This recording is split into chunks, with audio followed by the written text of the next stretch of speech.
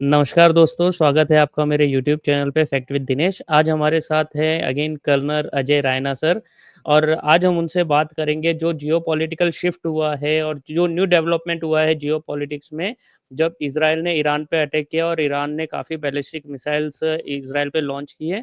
तो अब हम आज सर से जानेंगे कि ये युद्ध कहाँ जाता हुआ दिखता है? क्या अमेरिका उसमें इंटरवीन करेगा? क्या वर्ल्ड वॉर 3 पे जाएगा? और इंडिया पे इस पर क्या इम्पैक्ट रहेगा? वो सब चीज़ आज सर से हम जानेंगे और समझेंगे। तो सर नमस्कार, थैंक यू शो में आने के लिए। तो सर इसमें अभी जो ये न्यू आया है जो 2 दिन से इज़राइल ने ईरान पे अटैक किया और ईरान ने भी इज़राइल पे काफ़ी बैलिस्टिक मिसाइल्स दागी है। तो उसपे आप क्या व्यू है सर आपका उस पे? और कहाँ पे ये जाता हुआ दिख रहा है सर? और पहली बात तो ये नौबत क्यों आई सर? देखो, नौबत तो सिंपल जो हर बार कॉन्फ्लिक्ट में क्या होता है, कोई एक पार्टी है या दो पार्टीज हैं जिनको पावर और इन्फ्लुएंस का चस्का होता है। तो ईरान को, यही ईरान जिसका ईरान के इजराइल के साथ 79 से पहले बड़े अच्छे रिलेशन थे, जो शाह की सरकार थी, हालांकि करप्ट थी, उसके अमेरिकन पिट्ठू था, जो भी था। और एक टाइम था जब ईरान और इजराइल ने मिलके न्यूक्लियर डेवलपमेंट पे काम शुरू किया था। बाद में जब तख्ता पलट हुआ 79 में, बाय द वे 53 में वो सरकार यूएसए ने ही ईरान में बिठाई थी। तो 79 का जब ये हुआ और वो भाग गया शाह यहाँ से, उसको अमेरिका अपने शरण में ले लिया, तो उसके बाद जो नेक्स्ट जो आया इनका रिलीजियस फंडामेंटलिस्ट काइंड ऑफ जो गवर्नमेंट बनी, जो आज भी है रजीम जिसको कहते हैं नहीं। हम लोग, तो उसने अपना पावर प्रोजेक्शन के लिए, उसने एक अपना जस्टिफिकेशन के लिए कि मुझे कुछ ना कुछ करना है और मेरे को सबसे अलग करना है। वो शिया कंट्री है, आगे पीछे सारे सुन्नी कंट्री, हालांकि जितनी सुन्नी कंट्रीज है उनमें भी काफ़ी शिया पॉपुलेशन है। सऊदी में भी है, इराक में भी है, पाकिस्तान में भी है।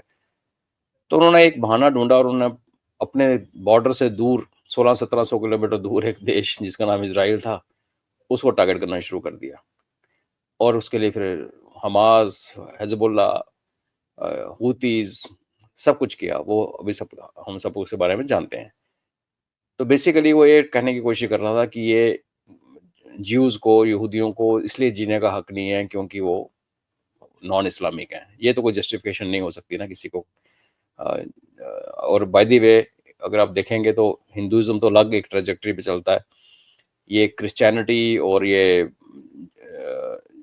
जुडाइज्म जिसको ज्यूज जूइज़्म। फॉलो करते हैं, इस्लाम, इनका एक बड़ा कॉमन हिस्ट्री है। इनकी अगर जड़ें खोदेंगे तभी एटलांटिक में। जेरूसलम में इन सबका वो है।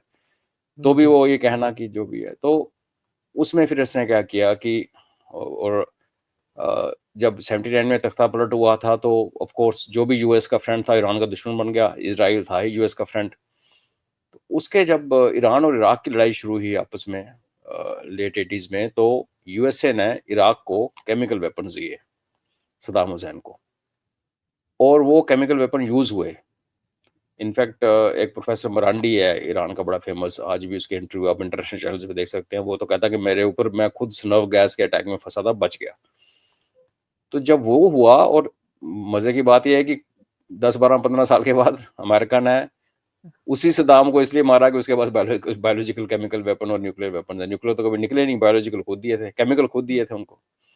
तो जब वो केमिकल वेपन का अटैक हुआ ना, तो तब ईरान का माथा ठनका। ईरान ने कहा कि अब हम अपना एक न्यूक्लियर प्रोग्राम शुरू करेंगे, जो कि पहले भी इसराइल से थोड़ा थोड़ा उनका स्टार्ट था, लेकिन बड़ा ही नेसेंट स्टेज में था। और वहां से उसने वो अपना प्रोग्राम शुरू किया करना। और उसी के कुछ देर के बाद हमास क्रिएट की जाती है, जिसको सीआईए और मोसाद इसराइल खुद मिलके हमास बनाते हैं, पीएलओ को नीचे करने के लिए। Palestine Liberation Organisation Yasser Arafat की थी। तो वो बाद में हमास, हालांकि हमास एक सुन्नी ऑर्गेनाइजेशन है, उसको ये ईरान अपने गोद में बिठा लेता है। हिजबुल्लाह पहले खड़ा करता है। सीरिया के अंदर इसके अपने शिया वो थे, मिलिशिया थे, और हूतीज के मिलिशिया। साथ ऑफ कोर्स। तो ये बेसिकली ये क्या है कि इस एरिया को डोमिनेट करने के लिए बहाना ढूंढा गया कि हमने नॉन मुस्लिम्स को मारना है। बाकी किसी मुस्लिम कंट्री को कोई प्रॉब्लम नहीं है इसराइल के साथ। जो शुरू शुरू में होता है, जब कभी भी नया देश बनता है तो होता ही है। वो जो 6 डेज वॉर और जो पहले हुई, वो ठीक हुँ। है, वो खत्म हो गई ना कहानी। ईरान की दुश्मनी उसके बाद स्टार्ट हुई, जब बाकी ने संधियां कर ली। जॉर्डन दोस्त बन गया, इजिप्ट साइड पे हट गया, लेबनान का कोई इतना इफेक्ट रहा नहीं, सीरिया ने भी बर्दाश्त कर लिया, सब सेटल हो गया। उसके बाद इसने एक दुश्मनी खड़ी करी और बेसिकली जैसे मैंने कहा बहाना खड़ा किया अपने न्यूक्लियर डिवाइस को बनाने के लिए। और फिर उसके बाद ये स्टेटमेंट दिया कि हम इसराइल को दुनिया के नक्शे से मिटा देंगे। अब देखिए हमारी भारत और पाकिस्तान की कितनी आपस में खटपट चलती है। हमने कभी नहीं कहा कि पाकिस्तान को हम नक्शे से हटा देंगे। वो कहते हैं हम दिल्ली में आके चाय पियेंगे लाल किले पे, वो उनकी बेवकूफ़ी और बातें ऐसे करती हैं। तो जब एक देश आपको ये बोले कि मैं आपको, आप मेरे से छोटे देश हो, क्योंकि ईरान के मुकाबले में इसराइल तो कुछ भी नहीं है। इसराइल कितना है, हमारी क्या मणिपुर जितना है। और छोटा है सर उससे भी आई थिंक। हाँ, मणिपुर स्टेट जिससे उससे थोड़ा कम ही होगा शायद। और जो हाँ, ईरान है वो काफ़ी बड़ा है। का तो बड़ी स्टेट छोटी स्टेट को ये बोले कि मैं तुम्हें उड़ा दूंगा नक्शे में, और हम सब जानते हैं कि नक्शे में उड़ाने का एक ही तरीका है कि आप किसी कंट्री, छोटी कंट्री को न्यूक कर दो, वो खत्म हो जाती है। अदरवाइज कैसे खत्म नक्शे से हटा सकते हो आप किसी को। तो वो क्या करता। तो फिर इनका जो न्यूक्लियर प्रोग्राम का टसल हुआ अमेरिका के साथ, अमेरिका ने बड़ी 45 साल से सेंक्शन लगा रखे हैं ईरान के ऊपर, वो सब ड्रामा चलता रहा। अब वो स्टेज आ गई जब international economic atomic energy commission जो है, एजेंसी है, IAEA, उसने आई डिक्लेयर किया मई में कि भाई ये तो सिर्फ 2-3 हफ्ते की बात है, ईरान इतना पास पहुंच चुका है। अब वो ये भी एक डिबेटेबल पॉइंट है बिकॉज IAEA जो है उसमें बेसिकली वेस्ट का बहुत इन्फ्लुएंस है, और ईरान ये कहता है कि ये तो ना मेरे खिलाफ ऐसे साजिश कर दी। दूसरा इफेक्ट ये भी है कि 2003 में इसी रजीम ने कहा था कि हम न्यूक्लियर वेपन नहीं बनाएंगे, लेकिन इन लोग कहते कुछ हैं करते कुछ हैं, हम सबको पता है। तो अगर मैं यही मान के चलूंगा कि अगर ईरान रियली न्यूक्लियर वेपन बनाने के पास पहुंच चुका था, तो इसराइल जिसको ये पता था कि पहला न्यूक्लियर बॉम्ब मेरे ऊपर ही गिरेगा, बिकॉज हमास को इसराइल ने ऑलमोस्ट पूरा यस। खत्म तो नहीं किया, काफी ठोक दिया, हिजबुल्लाह को उड़ा दिया है, और हुतीज को मार पड़ रही है, वो भी बेशरम है, वो भी लड़ रहे हैं आगे से। बट ईरान को पता है कि वो जो ये प्रॉक्सी से लड़ाइयाँ करता था वो कहानी है वो वही खत्म। और अगर मैं न्यूक्लियर मेरे पास आता तो अगर मैं उड़ाना ही है तो उड़ा मारो। फिर 45 साल से आप पहले सेंक्शन में हो, तो और 10-15 साल सेंक्शन में रहेंगे, फिर क्या हुआ। मैं ईरानी रजीम की बात कर रहा हूँ, ईरानियन लोगों की बात नहीं कर रहा। उनकी तो खैर अलग किस्मत बदकिस्मती जो भी कह लीजिए। तो फिर इसराइल के पास कोई ऑप्शन नहीं थी, और आई बिलीव अमेरिका ने इसराइल को रोकने की कोशिश की। वो इसलिए कि अमेरिका चाहता है कि ईरान की जो दबदबा है वो बना रहे, और उस, क्योंकि जितनी भी देश हैं, अमीर देश हैं, गल्फ में तेल निकलता है, वो कुछ करें ना करें, सिर्फ मुजरा देखें और अरबियन नाइट में दारू पिए, लेकिन उनके पैसे खुले हैं क्योंकि पेट्रोल निकल रहा है, फ्यूल निकल रहा है, अपना क्रूड ऑयल निकल रहा है और बिक रहा है। तो उन्होंने ये जो बाकी देश है जैसे सऊदीज हैं, UAE है, कतर है, इन सब लोगों ने बड़े बड़े पैसे खरीद दे के, जॉर्डन है, इन्होंने अमेरिका से लेटेस्ट वेपनरी खरीदी। सऊदीज के पास F-35 है, तो F-35 जिसको खरीदना नहीं चाहता वो सऊदीज के पास है। तो अमेरिका को बड़ी अच्छी मार्केट मिली हुई है, वो मार्केट जिनके पास पैसा है लेकिन मिलिट्री नहीं है, तो उन्होंने अमेरिका से वेपन खरीदे। सऊदीज ने खरीदे, उसको उड़ाते हैं पाकिस्तानी पायलट्स। लेकिन बाकी कंट्रीज जो है वो F-35 खरीदना ना उनको कोई देना चाहता है। अमेरिका भी थोड़ा फंसी है, तो उन्होंने गारंटी मांगी हुई है US के साथ कि हमें गारंटी दो कि हमें बचाओगे। तो US ने पूरे मिडल वेस्ट एशिया में जगह जगह जगह जगह अपने बेसिस बना रखे हैं, ऑलमोस्ट हर देश में, बहरीन में भी, सऊदी में, हर जगह, इवन इजिप्ट में भी, शर्म शेख में उनका बेस है। तो अमेरिका ने क्या किया कि उनको, अमेरिका का बिजनेस चल पड़ा कि हम आपको बचा के रखेंगे, तुम मेरे डॉलर को तेल के साथ कंपलसरी कर दो कि तेल का व्यापार जो होगा डॉलर में होगा, तो इसलिए डॉलर की जो हेजिमनी है वो दुनिया में बरकरार रहेगी। तो ये उसको सूट करता है।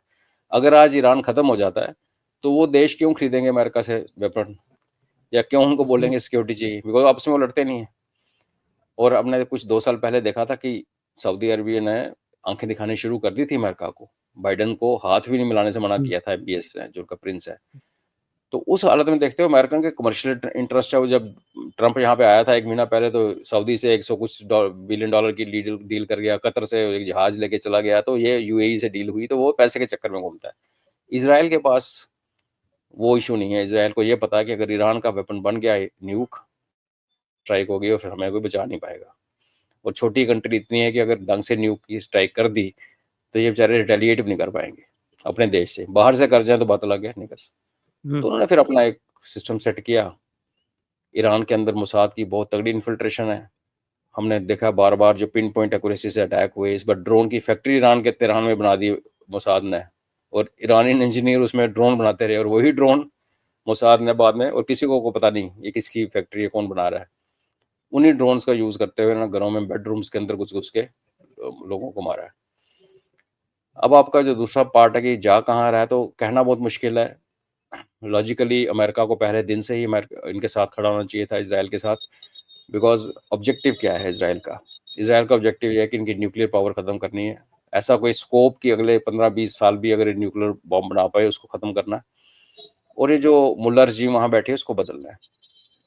ये एक ऐसा, और इसराइल वो कंट्री है जिसने इराक का न्यूक्लियर रिएक्टर उड़ाया था, फिर इन्होंने सीरिया का न्यूक्लियर रिएक्टर उड़ाया था, और इन्होंने इंडिया को पेशकश की थी कि हम पाकिस्तान का भी उड़ा देते हैं कहूटा, लेकिन हमारे टांगे कांप गई थी उस टाइम।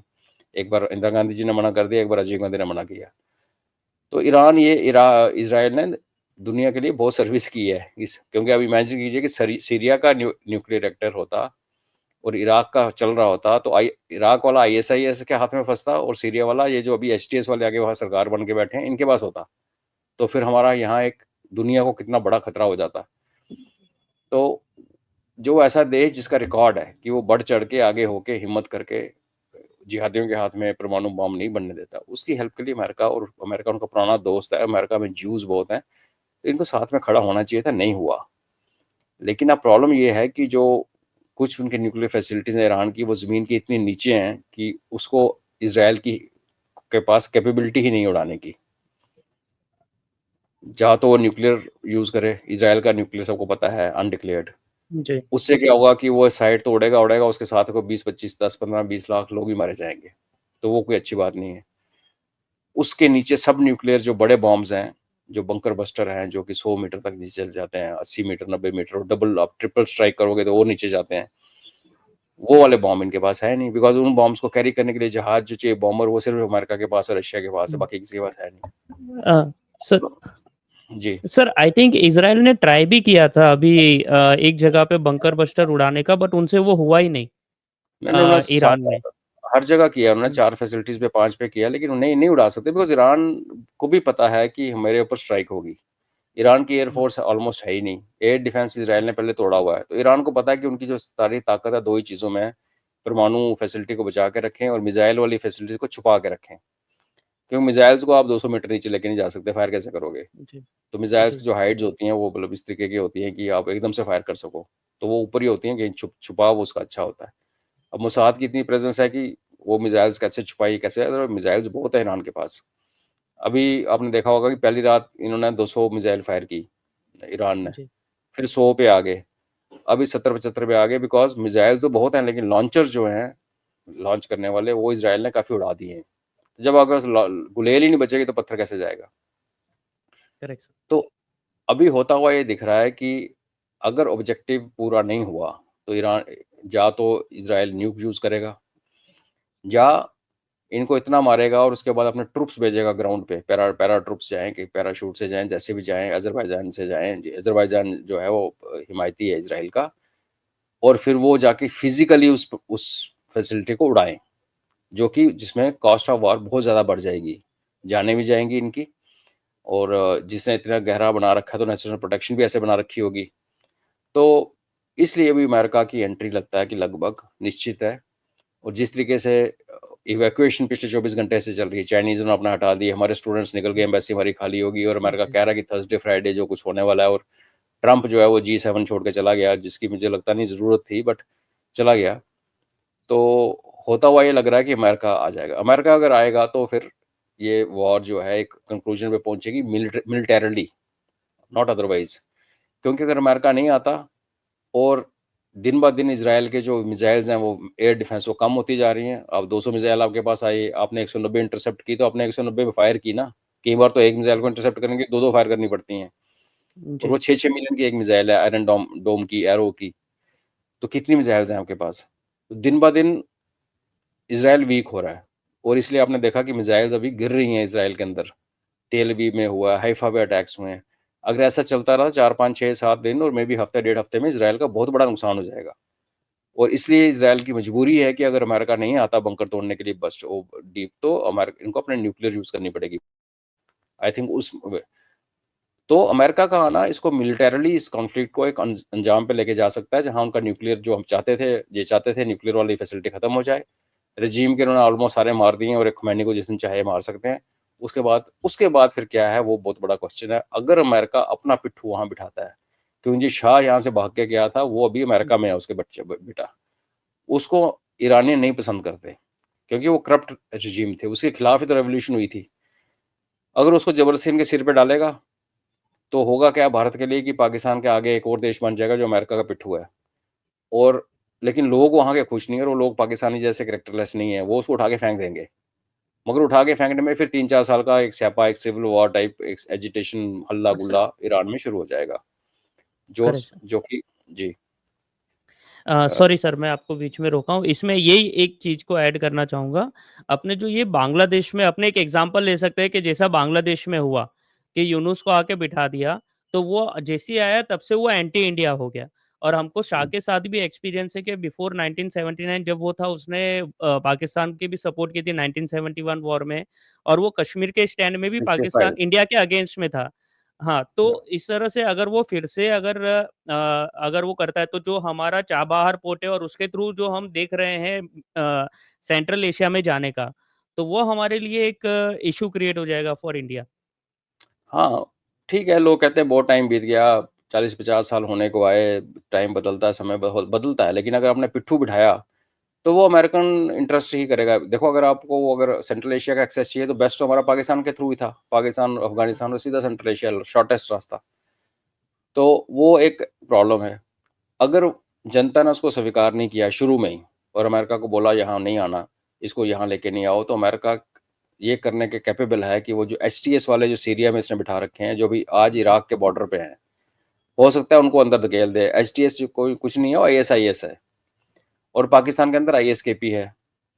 तो फिर पता चला कि ईरान के अंदर शिया सुन्नी वॉरफेयर स्टार्ट हो गया, जैसे इराक में हुआ था, और यहाँ एक आईएसआईएस टाइप एक गंदा सा वॉल्केनो यहाँ बन जाएगा, जिससे पूरे का पूरा इलाका डिस्टेबलाइज हो। इसलिए मेरा ये मानना है कि क्योंकि मोसाद की इतनी ज़्यादा पेनिट्रेशन है ईरान के अंदर, तेहरान में जैसे मैंने कहा फैक्ट्री बनाई लगाई हुई थी, जी, तो बेस्ट ऑप्शन ये होगी कि रजीम चेंज हो, और उसमें इसराइल का चुना हुआ या बैक किया हुआ कोई बंदा ईरान को संभाले। क्योंकि ईरान को जब अटैक किया इसराइल ने, इन्होंने खमैनी फैमिली को मारा, खमैनी को छोड़ दिया, बाकियों को मारा, आईआरजीसी को मारा, आर्मी चीफ को मारा, सबको मारा, इनके प्राइम मिनिस्टर को नहीं मारा। और प्राइम मिनिस्टर जो ईरान का है वो काफ़ी थोड़ा लिबरल है। तो हो सकता है कि एक ऐसी डील हो जाए, क्योंकि बेस्ट डील यही है कि जो बचेगा ईरान पीछे, उसी के अंदर से एक बंदा उठे और वो ईरान का प्राइम मिनिस्टर प्रेसिडेंट बने, और फिर वो ईरान को एक नेक्स्ट रास्ते पर। ईरानियन बेसिकली सेकुलर है, ईरानियन पब्लिक, वो रूढ़ीवादी नहीं है, और काफ़ी कन्वर्ट हो चुके हैं, और काफ़ी लोग इस्लाम छोड़ चुके हैं।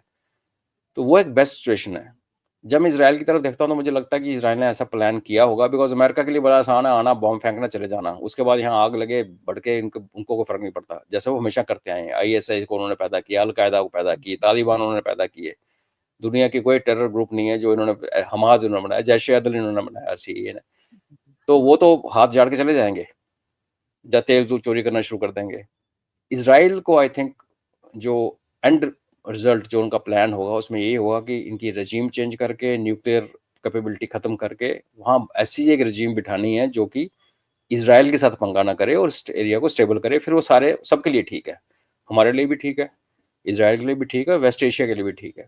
नहीं तो क्या होगा कि सीरिया आज टेररिस्टों के हाथों में, कल को इराक तो खैर रास्ते में आएगा, वो भी चेपा जाएगा, ईरान में भी आ गया, उसके बाद फिर जो आगे फैलते फैलते फैलते पाकिस्तान में आएगी, और फिर हम हमारे बॉर्डर तक पहुंचेगी। तो ये मैं इसको इस तरीके से देखता हूँ। जी। सर, इसमें मेरा अभी आपने बताया, तो इसमें मेरा एक क्वेश्चन आता है, ऑल्दो ये फ्यूचरिस्टिक है, क्योंकि हम पूरा ये बात कर रहे हैं। सपोज़ लिबरलिज़्म आता है ईरान में, सपोज़, ठीक है? और अमेरिका भी ओके होता है, सब कुछ होता है। बट जो ये एचटीएस और पाकिस्तान, जो ईरान के बॉर्डर्स पे बैठे हैं दोनों east west, they are highly radicalised. तो क्या वो ईरान को लिबरल रहने देंगे? क्या फिर ईरान, क्योंकि ईरान वीक रहेगा, इसमें इस टाइम पे ईरान वीक रहेगा, तो क्या वो लोग जैसे बलूचिस्तान पे उसने हमला किया था, क्योंकि आईएसकेपी बैठा ही है, ISKP is not against the regime only, ऐसा लगता है कि वो आईएसकेपी पूरे ईरान के ही अगेंस्ट है, बिकॉज़ एक शिया सुन्नी भी कॉन्फ्लिक्ट है। तो क्या हम्म। ये एक दूसरा कॉन्फ्लिक्ट नहीं जनरेट ले लेगा इधर से? हो सकता है, लेकिन उसमें एक चीज़ हमें देखनी पड़ेगी। अगर वही मैं कहता हूँ, अगर इज़राइल ने अपनी हुकूमत यहाँ बिठाई अच्छा आदमी, तो फिर इज़राइल हेल्प करेगा ईरान का रिकवर करने को, और हमारे भी रिलेशन बड़े अच्छे हैं ईरान के साथ, हम जी, लोग भी कंट्रीब्यूट करेंगे। और I think best contribution India ये करेगा कि ऑपरेशन सिंदूर की फ़ेज़ 2 ये ख़त्म हो, और ऑपरेशन सिंदूर की फ़ेज़ 2 स्टार्ट हो, और पाकिस्तान को हम और तोड़ें। एक बात और देखने की ये है कि जो ईरान पाकिस्तान बॉर्डर है, उसमें शिया पॉपुलेशन काफ़ी ज़्यादा है, जी, और वो शिया जो हैं उनकी लॉयल्टी बेसिकली ईरान की तरफ है, रहते हो पाकिस्तान में। तो वो उनके पास क्वेश्चन है। उसके फिर पीछे बलूचिस्तान है, जो ऑलरेडी पाकिस्तान की एंटी है, और बलोचों ने अभी आईएसकेपी के 30 बंदे भी मारे हैं। जी, तो इधर एक क्वेश्चन है। उस तरफ क्या है कि ईरान और सीरिया के बीच में इराक है। अब इराक जो है वो, अगर आप देखेंगे तो वो बेसिकली एक लॉलेस कंट्री, मतलब फ्री खुली पड़ी हुई है। लेकिन वहाँ पे फिर नॉर्थ में कुर्द्स हैं, वो अपना इलाका मांग रहे हैं। तो ऐसा भी हो सकता है कि कुर्दिस्तान बन जाए, जिसमें इराक का हिस्सा, ईरान का थोड़ा नॉर्थ हिस्सा और थोड़ा सीरिया का हिस्सा मिला के, जो अमेरिका भी चाहता है, वो बन जाए, तो ईरान थोड़ा और छोटा हो जाए। हो सकता है, पॉसिबल है। और ईरान की आज थोड़ी सी टेंशन अफगानिस्तान के साथ भी चलती है, बीच बीच में पानी को लेके और रिफ्यूजीज को लेके। और जो अफगानिस्तान है, वो उस पर अमेरिका का इन्फ्लुएंस है, उसको मना नहीं किया जा सकता, इससे सच है। तो फिर हो सकता है कि ईरान और एक फ्रेंडली रिजीम आने के बाद, इसराइल की फ्रेंडली रिजीम आने के बाद, अफगानिस्तान और ईरान थोड़े से आपस में कोऑपरेट करें। क्योंकि मैं जब ये गर्म हवा देखता हूँ एचटीएस और ये आईएस की ईस्ट को हमारी तरफ आते हुए, तो उसके रास्ते में दो ही बड़ी अड़चने हैं। एक अफगानिस्तान है, और अगर एक स्टेबल ईरान बन गया, नहीं तो फिर बलूचिस्तान। उसके इधर तो ये जो जितने हैं, ये तो मैटर नहीं करते, तो एकदम से लेट जाएंगे उनके आगे। जब वो आएंगे, इनके लीड भाग जाएंगे, और बाकी जनता वो उनके लिए काम करेगी, और फिर वो सब मिलके हमारे खिलाफ काम करेंगे। तो या ईरान वीक होगा, लेकिन पाकिस्तान की कैपेबिलिटी मुझे लगता नहीं ऑपरेशन सिंदूर 2 होते होते इतनी बचेगी कि ईरान को फिंगर कर सके बियॉन्ड ए पॉइंट। बाकी कुछ भी जियो पॉलिटिक्स में आप इनकार नहीं कर सकते कि ये नहीं हो सकता, ऐसा कहना ही बेवकूफ़ी है। वो भी समय बताएगा कि क्या होगा। अच्छा सर, इसमें मैंने एक वीडियो बनाया था ना, जो उसमें मैंने काफ़ी एक बात की थी कि मैं क्यों इज़राइल को सपोर्ट करता हूँ। तो ये एक जस्ट ये बात है, क्वेश्चन पे मैं इसके बाद आऊँगा। तो उसपे मैंने एक बोला था कि भई आप पैलेस्टाइन को सपोर्ट करते हो, लेकिन आप कुर्द को सपोर्ट नहीं करते हो, और दोनों मुस्लिम हैं। तो आप ही इतनी हिपोक्रेसी है। बट सर, ये एक देखा गया है कि कुर्द को कोई भी सपोर्ट नहीं करता पूरे वर्ल्ड में, लेकिन पैलेस्टाइन को, चलो पैलेस्टाइन एक पुराना इश्यू है, बट कुर्द भी तो मुस्लिम्स हैं, तो उनको सपोर्ट कोई क्यों नहीं करता सर? नहीं करता है। कुर्दी जो नॉर्दर्न सीरिया में जो कुर्द कुर्द एरिया है, उसमें यूएसए साथ में है, उनके 1000 के आसपास ट्रुप्स हैं उनके साथ।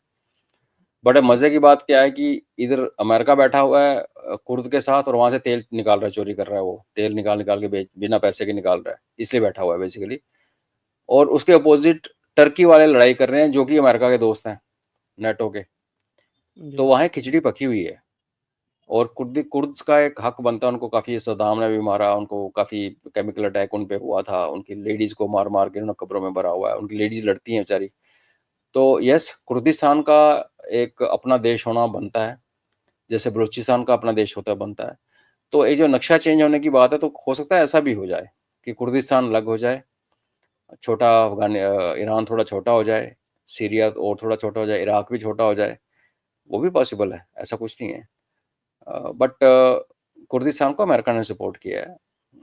जी, क्योंकि अमेरिका को ठीक अपना है। इंटरेस्ट था, ये नहीं कि उनके साथ प्यार था। Correct, correct. वो तो अमेरिका इंटरेस्ट बिना काम नहीं करता। कोई भी इज़राइल के कंट्री साथ नहीं ही देख करती। लो।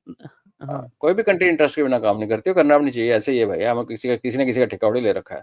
पर इसराइल को तो जिन्होंने धोखा दिया है ना उन्होंने अभी तक, अब तो कूदेंगे बीच में, तो चलो सब सेटल हो जाएगा। नहीं, मैं यही सुना कि अभी और कितना दिन आप इसको चलता हुआ देखते हैं, और क्या रसिया इंटरवीन करेगा? ईरान ने बहुत हेल्प की रशिया की ड्यूरिंग यूक्रेन वॉर। उसके सारे ड्रोन से, जो आज भी ड्रोन अटैक हो, मैक्सिमम जो कामिकाज़ी ड्रोन है सब ईरान ने दिया है। चाइना के प्लेन्स लैंड हो रहे हैं। तो ईरान को भी हेल्प मिल रही है बैकग्राउंड से, कि उनको भी चाइना और ये रशिया हेल्प कर रहे हैं। बट अगर यूएस कूदता है बीच में, तो क्या ये दोनों इंटरवेंट करेंगे? और दूसरा, क्या चाइना ताइवान की तरफ जाएगा, बिकॉज़ यूएस यहाँ पे दूसरे फ्रंट पे फर्ज फँस जाएगा तो?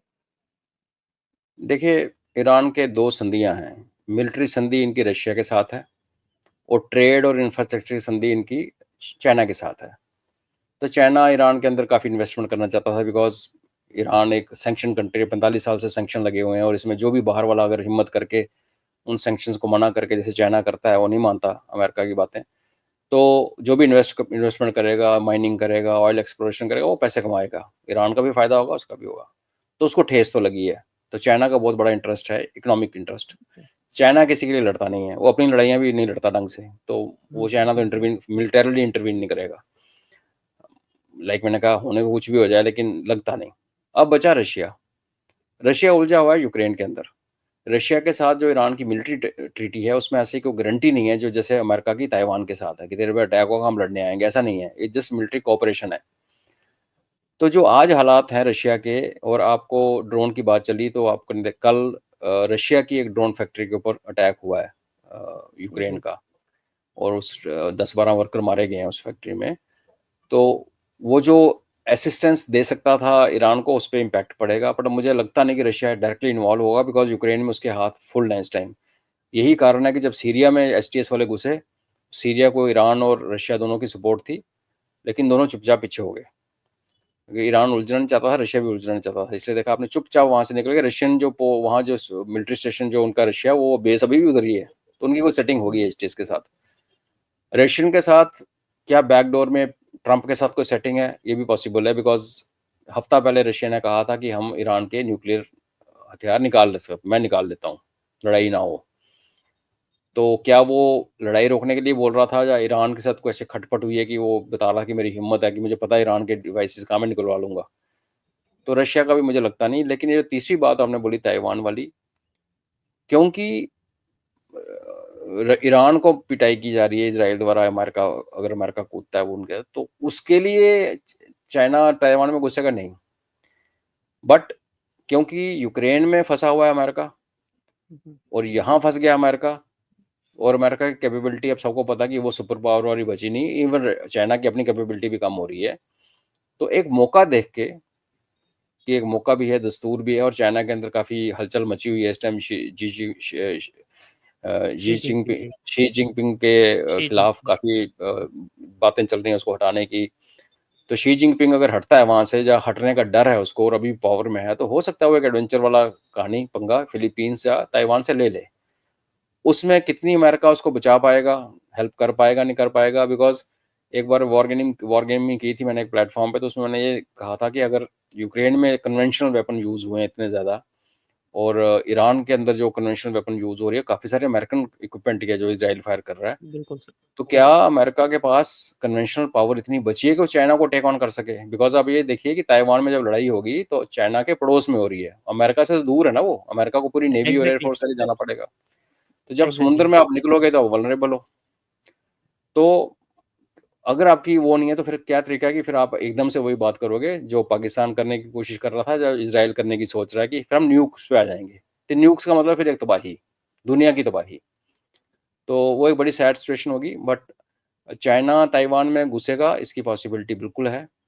चाइना को ताइवान में मार पड़ जाए वो बात अलग है, बिकॉज ताइवानी भी तैयार है, और वहाँ की उनकी टेरेन ऐसी है कि चाइना कुछ ऐसा कर नहीं सकता है। किसी देश को खत्म करना इतना आसान नहीं होता।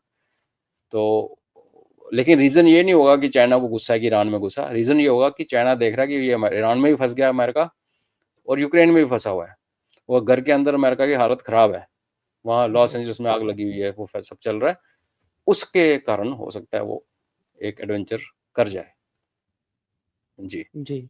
अच्छा सर, मैं एक लास्ट ये बोलना चाहूँगा जो मुझे दिख रहा है, क्योंकि ये 4-5 जगह से जिस तरह से चल रहा है, कि आप प्लीज़ मुझे करेक्ट करिएगा कि ना ये खाली एक न्यूक्लियर वॉर दूर, खाली एक न्यूक्लियर अटैक दूर है। अगर किसी ने एक न्यूक्लियर चला दिया ना, जैसे अब इज़राइल ने ईरान पे चला दिया या किसी ने भी चला दिया, रशिया तुरंत यूक्रेन पे चलाएगा। जो मुझे दिखता है सर। क्योंकि रशिया, क्योंकि अभी जो हुआ था 1945 में होता है, उसका कोई प्रेसिडेंट नहीं है कि भई आप न्यूक्लियर किसी ने चलाया है। जैसे अभी हम क्रिकेट में भी देखते हैं कि सचिन ने 200 मारा, उसके बाद सबने मारा 200। एक एनालॉजी मैं क्रिएट कर रहा हूँ, आप प्लीज़ मुझे करेक्ट करिएगा। तो अगर एक बार किसी ने चला दिया ना, तो मुझे नहीं लगता रशिया रुकेगा, या फिर कोई जो अभी डिटरेंस के लिए है कि भई न्यूक्लियर लास्ट ऑप्शन है, तो वो एक ऑप्शन खुल जाता है। तो मुझे ऐसा दिखता है सर कि अगर किसी ने एक ने न्यूक्लियर चला दिया, तो आगे बहुत डिफ़िकल्ट हो जाएगा न्यूक्लियर रोकना। या ये है, और रशिया को और भी बड़े पॉइंट कंसिडर करने पड़ेंगे, बट फिर हाँ, एक पॉसिबिलिटी बन जाती है कि न्यूक्लियर वेपन जो है डेटरेंस की कैटेगरी से निकल के वेपन की कैटेगरी में आ जाता है। तो पॉसिबल है, और आई थिंक यही कारण है कि इस टाइम अभी अमेरिका को ईरान के इसकी इजराइल की हेल्प के लिए आना पड़ेगा, ताकि इजराइल मजबूरी में कोई न्यूक ना चला बैठे। अब ये भी पॉसिबिलिटी है कि जब मरते मरते ईरान ना कुछ न्यूक चला ले। देखो आप ये नहीं कर सकता ना कि है हम वो नहीं है, होने को कुछ भी हो सकता है। अब इजराइल और इन दोनों में फ़र्क है। अगर इजराइल न्यूक चलाता है तो जैसे आपने कहा कि वो फिर एक कुंजी खुल गई कि जब मारो एक दूसरे को बड़ी। अगर ईरान चलाता है तो ईरान का न्यूक चला हुआ will be seen as a rogue state ने न्यूक चलाया, उसके बाद ईरान तबाह किया गया, बिकॉज ईरान बचेगा नहीं। अगर ईरान न्यूक चलाएगा तो फिर अमेरिका भी न्यूक करेगा ईरान को, और वो इस जस्टिफिकेशन से करेगा भाई ये देखो इसने इजराइल को उड़ाने की कोशिश की, उड़ा दिया, क्योंकि इजराइल तो उड़ जाएगा फिर। तो वो दो एक डिफरेंट सिचुएशंस हैं। रशिया ने अभी तक बहुत अच्छा रिस्ट्रेन दिखाया है, उन्होंने काफ़ी सब्र से काम लिया है प्यूटिन ने, बिकॉज प्यूटिन एक समझदार लीडर है। मैं हमेशा कहता रहता हूँ मेरे टॉक्स में कि दो लीडर इस टाइम दुनिया में बहुत समझदार हैं, प्यूटिन एक हमारे मोदी साहब हैं, मैच्योर लोग हैं, चूं चूं पी पी को फालतू के स्टेटमेंट ऐसे रिएक्ट कुछ नहीं करते।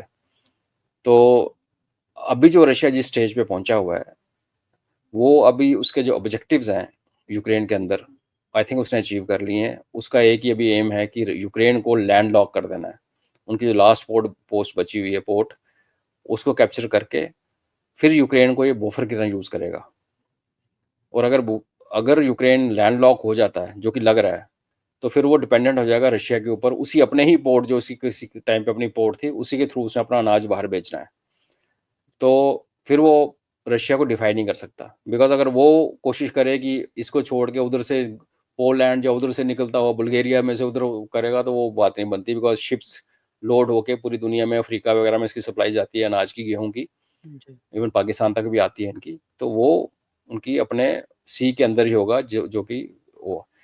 तो रशिया शायद क्योंकि अपने ऑब्जेक्टिव के पास पहुंच चुका है, और वो राजधानी की भी अच्छी वाट लगा रहा है इस टाइम यूक्रेन की, तो हो सकता है वो न्यूक्लियर यूज ना करे, और उसका क्रेडिट सिर्फ ये होगा कि प्यूटिन समझदारी दिखाएगा। अदरवाइज आपने बिल्कुल सही कहा कि अगर यहाँ पे चल गया न्यूक, तो अगर नॉर्थ कोरिया कल को फंसता तो वो 2 सेकंड नहीं लगाएगा न्यूक चलाने में, वो उतना ही रोग है ना। लेकिन रशिया अंडर प्यूटिन शायद रिस्ट्रेन शो करे, हालांकि कुछ भी कहना बड़ा मुश्किल है। Exactly sir. नहीं सर, ये बहुत अच्छा आपने बताया। और यूएस की बात हो रही है, अभी मैं न्यूज़ देख रहा था sir, 17 air refuelers of USA airplanes पूरे यूरोप से मिडल ईस्ट में घूम रहे हैं, जब आज ये न्यू वेव स्टार्ट की है इसराइल ने ईरान पे। मीन्स रिफ्यूलर यूएस के यूज हो रहे हैं, तो यूएस इन्वॉल्व है, बस वो ऑफिशियली इन्वॉल्व नहीं है, बाकी तो पूरी मदद तो कर ही रहा है वो। या तो इंटेलिजेंस का एयर डिफेंस में साथ में लगा हुआ है, बिकॉज हम तो आयरन डोम और एरो की ओर बात करते हैं, लेकिन इसराइल को यूएस की जो सेंट्रल कमांड है, उसकी जितनी एसेट्स हैं लैंड पे और सी पे, उन सब का जो एयर डिफेंस है वो इसराइल के ऊपर कवर करता है।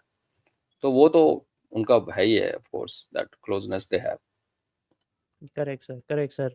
नहीं सर, अभी यहाँ पे इसको अंत करते हैं, आपको भी जाना है, वो समय हो गया है।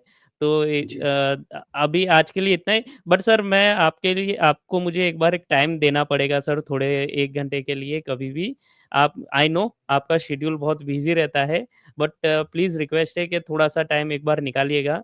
तो अपने थोड़ा और डिटेल में मुझे कुछ और डिस्कस करना है आपको इंटरनली, या फिर मेरा एक और इच्छा है सर कि 1979 year is a game changing year in geopolitics, specially in middle east. तो मैं चाह रहा हूँ कि एक उस पे पॉडकास्ट किया जाए कि एक्चुअली हुआ क्या था 1979 में ऐसा, कि 3-4 जगह पे अफ़गानिस्तान, रशिया इन्वेजन, फिर ये खुमैनी, ये सब आ गए थे। तो उस पे एक बार एक डिस्कशन करेंगे सर। तो आप एक समय निकालिएगा इसमें। तो तब तक के लिए sir thank you very much, जय हिंद, और thank you very much sir show पे आने के लिए एंड अपना ये पूरा नॉलेज देने के लिए सर। थैंक यू, जय हिंद। धन्यवाद। जय हिंद, जय भारत। धन्यवाद sir. Thank you sir. So ये थे कर्नल अजय रायना दोस्तों। इन्होंने हमें बहुत अच्छे से जियोपॉलिटिक्स का पूरा समझाया कि क्या चल रहा है अभी मिडल ईस्ट में और क्या-क्या पॉसिबिलिटी है आगे होने की। होप सो न्यूक्लियर अटैक ना हो, बट अगर होता है then it's a difficult situation for all over the world. So तब तक के लिए स्टे ट्यून, मैं एक न्यू वीडियो फिर से लेके आऊँगा, आपको मैं बताऊँगा पूरा डिटेल में कि क्या चल रहा है, क्या नहीं। तब तक के लिए please like and subscribe my channel, please subscribe my channel guys, मैं बहुत मेहनत कर रहा हूँ ये चैनल के लिए, तो आप सब्सक्राइब करके मुझे थोड़ा प्रोत्साहन दीजिए, जिससे मैं आगे भी और वीडियोज़ बनाते रहूँ। थैंक यू गाइस, जय हिंद, जय भारत।